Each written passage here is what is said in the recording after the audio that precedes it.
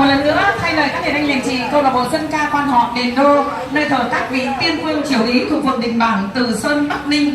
Xin đa tạ cảm ơn rất nhiều những tấm lòng trân trọng của quý khách thập phương về dự lễ hội quê hương, đã thắp hương tưởng niệm các vị tiên vương triều lý và thưởng thức một chương trình canh hát quan họ trên thuyền rồng buổi chiều ngày hôm nay.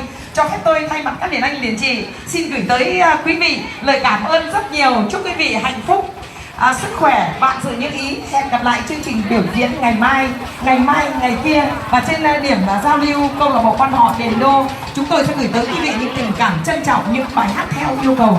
Canh hát cạn mà người ơi người ở, chẳng đành lòng khi phải kẻ bắt người nam.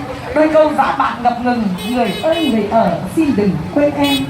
Bao giờ câu hát say thêm, bao giờ đến hẹn lại lên ơi người. Bài hát người ở đừng về xin được gửi tới quý vị trong chương trình biểu diễn hôm nay. Xin cảm ơn quý vị.